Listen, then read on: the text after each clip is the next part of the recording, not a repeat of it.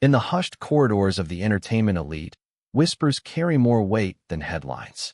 One of those whispers had started to grow into a storm, and at its center stood Angelina Jolie. It began with a cryptic post.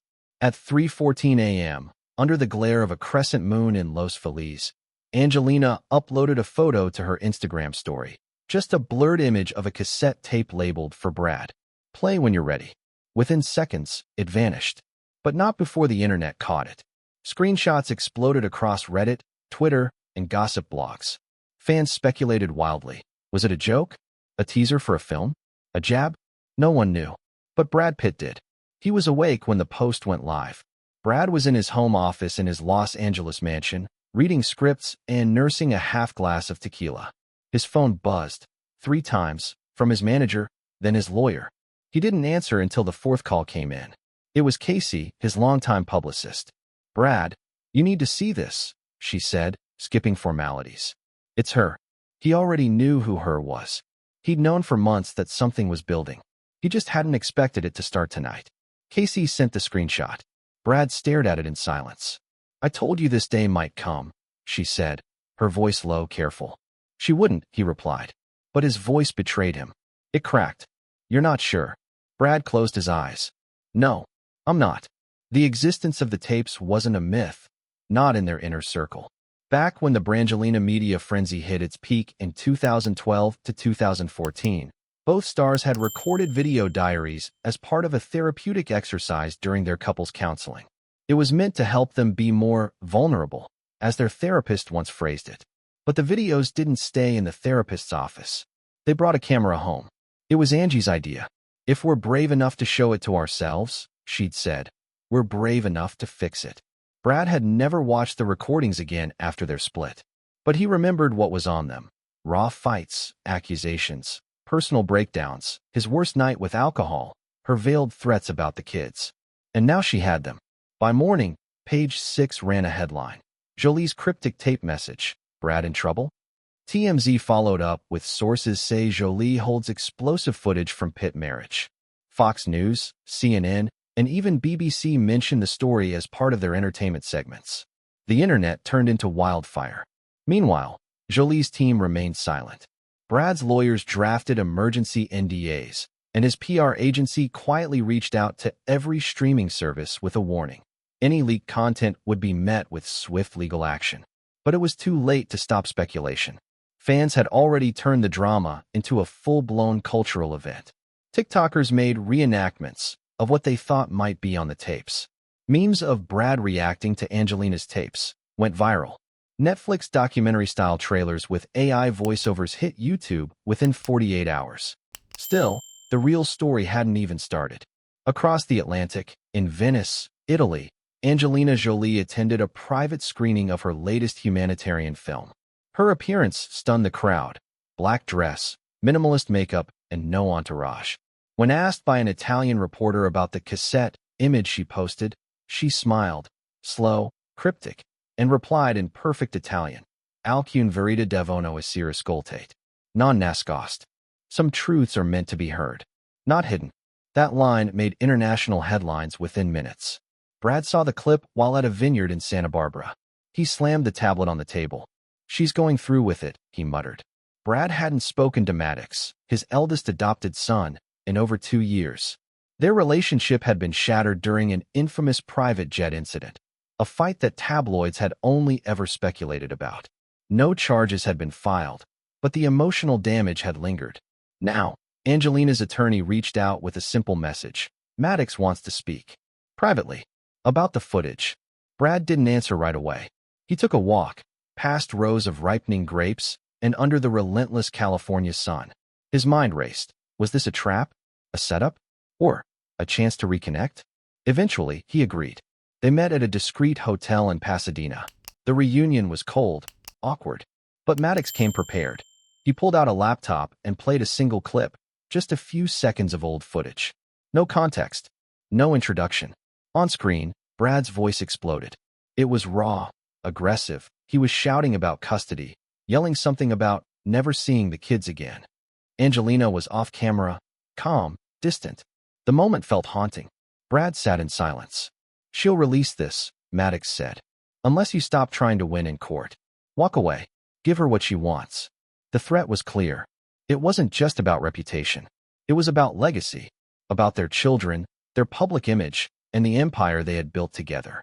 If the tapes went public, the consequences could unravel not just Brad's career, but their children's peace, their foundation's integrity, and the delicate neutrality of Hollywood's power circles.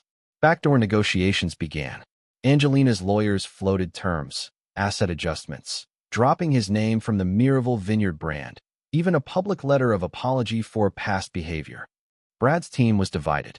Some said to fight, others said to fold. Casey, his publicist, offered a third option: go public before she does. Control the narrative. Leak a clip yourself, one that shows you in pain, but remorseful. Flip the sympathy. Beat her to the punch. Brad looked at her like she was insane. "I'm not playing her game," he said. "But Brad," she whispered, "you already are." It happened on a Tuesday, early morning in Los Angeles, but late afternoon in Europe, strategically chosen, some believed, for maximum international exposure. The file appeared first on an anonymous Vimeo account, under the vague title Truth, Part 1. It spread like gasoline over fire. Within 30 minutes, it was embedded on Reddit, mirrored to Telegram channels, and dissected by YouTubers with millions of subscribers. The account was pulled down within an hour, but the clip had already fractured into hundreds of duplicates. It was unstoppable. The video, just under 3 minutes, opened with silence. Then, a grainy image of Brad, shirtless, pacing a dimly lit room. He was visibly intoxicated, stumbling, voice slurring, fists clenching and unclenching at his sides. Off camera, Angelina could be heard speaking in low, composed tones. "I'm not doing this again, Brad. The kids are upstairs. I know where they are," he barked back. His voice echoed, hoarse and broken. "Don't you dare act like I'm the one ruining this." He turned to the camera. For a second, he looked straight into the lens. His eyes were bloodshot, not just from alcohol, but from something older: exhaustion, loss, something only the very broken recognize in others. Then he muttered something unintelligible. A pause. The screen faded to black. The final frame, a white title card. This is only the beginning. No watermark. No credits. Just dread. Brad was on a call with his legal team when his assistant stormed in, tablet in hand, shaking. "It's out," she said. He didn't need to ask what. He felt it in the air, an invisible shift. The kind that made you realize your past was now everyone else's entertainment. Within hours, social media tore itself apart. #BradTape trended on Twitter. Op-eds flooded Medium and HuffPost. Everyone had an opinion. Therapists analyzed his body language. Recovery advocates argued whether showing addiction without context was irresponsible. Celebrity peers either stayed silent or liked carefully curated supportive posts for Jolie. But something else was happening, something quieter. The studios began calling. Warner Brothers postponed a final decision on casting Brad in an upcoming sci-fi franchise. Dior removed him from its fragrance homepage. A journalist from The Cut reached out to several ex-girlfriends. Just a conversation, she claimed. In Malibu, in a house far from the noise, Brad stared out at the ocean for almost 10 hours. He ignored texts from George Clooney, bypassed a call from his brother, and finally, reluctantly, opened an email from his daughter Shiloh. It was short. "I'm sorry it came to this. I still love you." He read it 6 times. Across town, in a minimally furnished room draped in warm amber light, Angelina sat alone, reviewing the public response on a muted TV. Her assistant brought her tea. Her expression remained unreadable. She had not made a statement, nor had she posted anything. She didn't need to. The world was saying enough. That evening, Maddox uploaded a short video to his Instagram story. Just text on a black screen. "I didn't ask to be part of your redemption arc." Brad saw it. He didn't respond. Behind closed doors, his legal team was spiraling. If there were more tapes, and they all believed there were, the fallout could be catastrophic. The footage was obviously old, years old, but perception didn't care about timelines. Perception cared about emotion, about clarity, about the illusion of knowing the whole story. The media began pulling archival footage. Old interviews from 2009 resurfaced, clips where Angelina looked away when Brad spoke. Award show moments that once felt charming now seemed strained. A particularly viral thread pointed out a Golden Globes moment when Angelina subtly flinched as Brad reached for her hand. Context was dead. Reframing was in full force. Brad's team had two options, fight or surrender. But Brad, for the first time, took control. He called his lawyer, his manager, and Casey. "I want to talk," he said. "Talk to who?" Casey asked. "To her." Silence. "Brad, that's not smart." "I don't care." They met 3 days later. The location was neutral, an art gallery closed for renovation, owned by a mutual friend. The kind of place where even the air felt curated. They hadn't seen each other in over a year. Angelina walked in like she always did, confident, graceful, unreadable. She didn't extend her hand. She simply sat. Brad stood. For a long time, he didn't speak. Then, slowly, "You want to ruin me?" She looked at him. "I want you to stop pretending you weren't part of it. I've apologized. In court. In private. In therapy. What do you want?" "Truth." "Truth won't save the kids," he said. "It'll burn everything." "No," she said. "Lies already did." He exhaled. Sat down. "So that's what this is? Punishment." "Closure," she said, and looked away. For a moment, they were just two people. No lawyers. No headlines. Just parents who had survived each other. "Tell me what's next," he asked, quietly. Angelina paused. "There's more," she admitted. "But I haven't decided." Brad clenched his jaw. "Then decide." She looked up. "Give me the vineyard. Walk away from the appeal.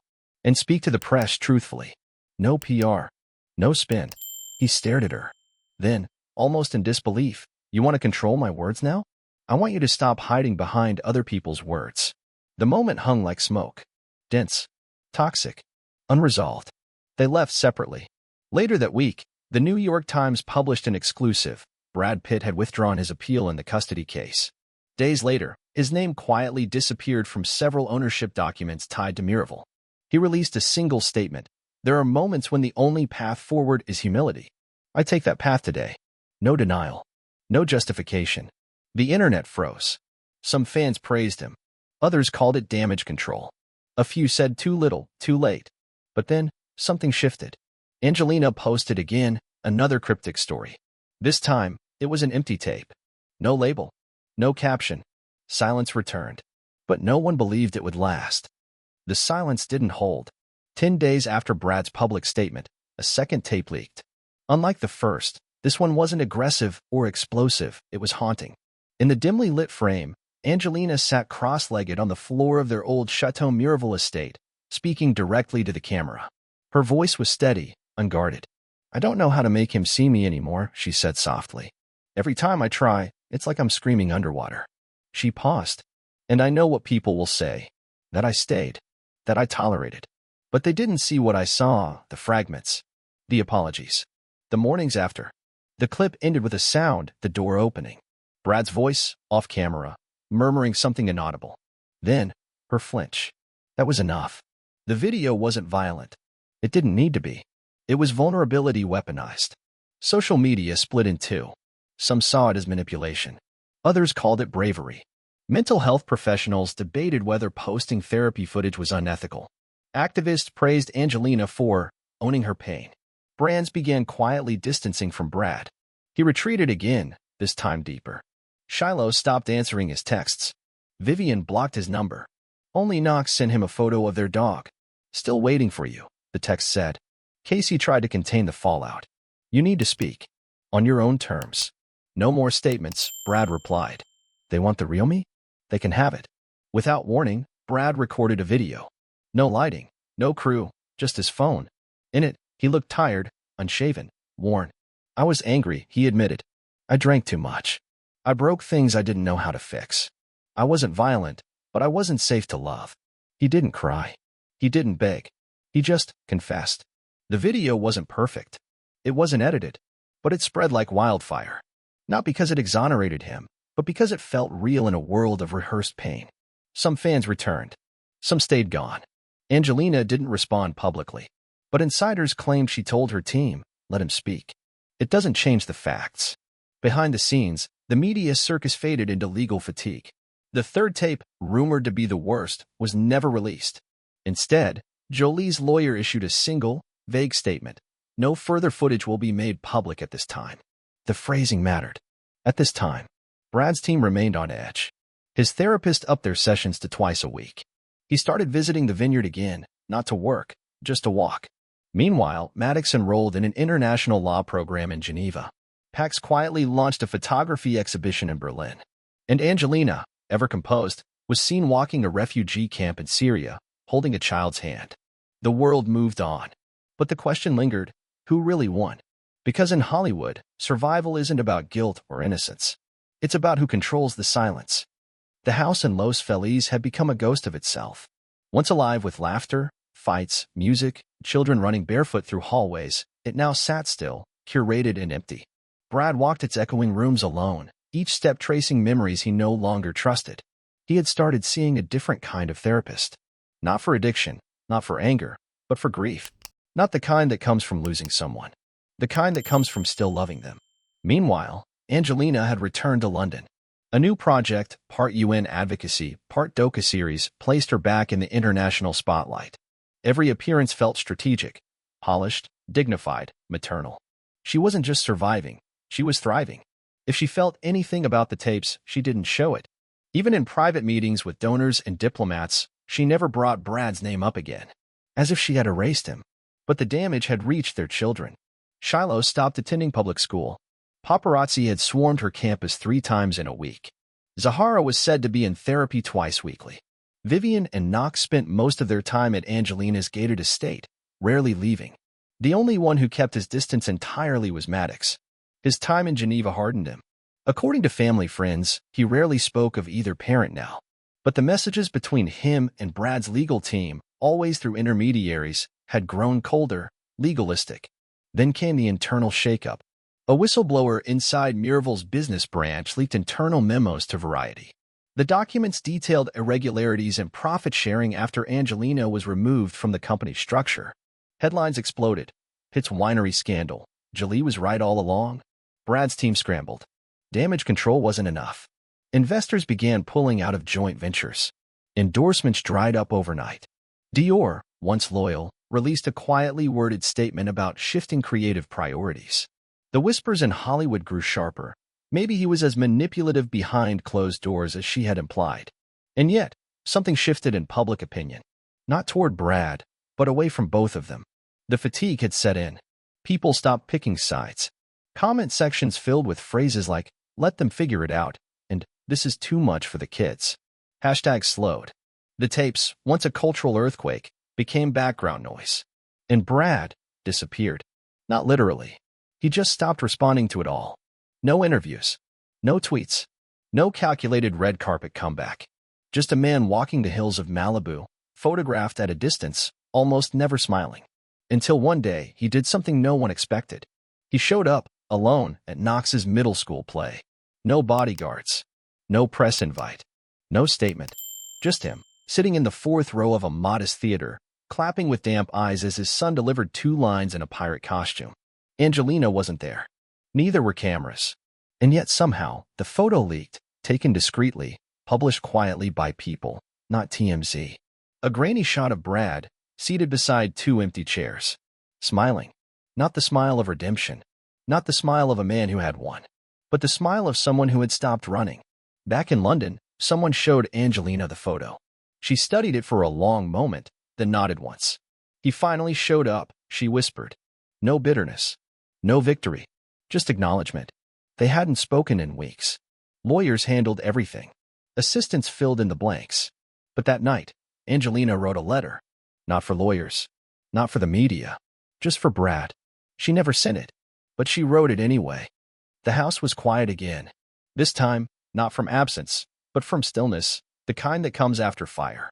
Brad sat on the balcony, a single notebook in his lap, the sun setting in pale streaks across the canyons. He had learned to stop checking his name online. Had learned that some stories don't end with applause or outrage, they just fade, like smoke lifting off old wood. It had been 3 months since the last tape. There had been no new releases, no more legal chess matches, no public mudslinging. For the first time in years, everything was still. And for that reason alone, he didn't trust it. The vineyard deal had gone through in silence. His name would appear in no future bottle, no gallery, no festival banner. Angelina's charity now controlled a portion of the estate, a symbolic move more than a business decision.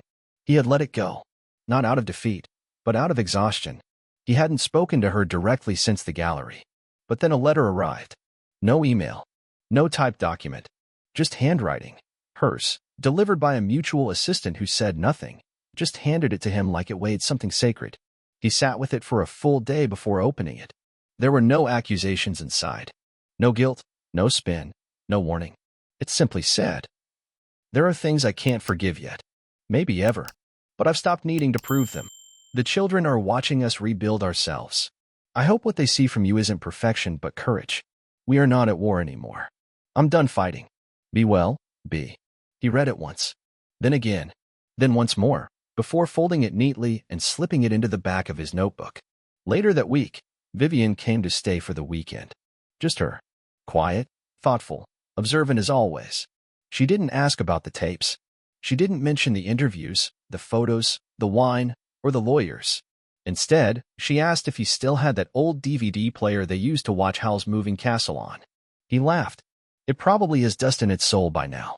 They watched it anyway, bundled in throw blankets on a couch he'd almost thrown out 3 times since the divorce. She fell asleep on his shoulder. When he looked down at her, he saw none of the judgment he feared. Only trust. Fragile, cautious, but still alive. In London, Angelina hosted a gallery opening for displaced child artists. The press was kept at arm's length. She wore no diamonds, gave no speeches. But when asked about forgiveness in a private interview with an academic magazine, she said, "Sometimes, you have to release the story just to stop reliving it." The interviewer asked if she meant her own. She smiled faintly. "Not just mine." As the world moved on, so did they separately, gently, with enough distance to stop causing wounds, but close enough to still raise 6 human beings with dignity. The tapes were never referenced again. Not by her. Not by him. No book deal followed. No movie adaptation. No podcast series dissecting the trauma for clicks. Just 2 former lovers, survivors, icons, choosing to be quiet. In an age of endless noise, silence was the most radical choice of all. And so the story ended. Not with forgiveness. Not with love. But with peace. And for Brad Pitt and Angelina Jolie, that was enough.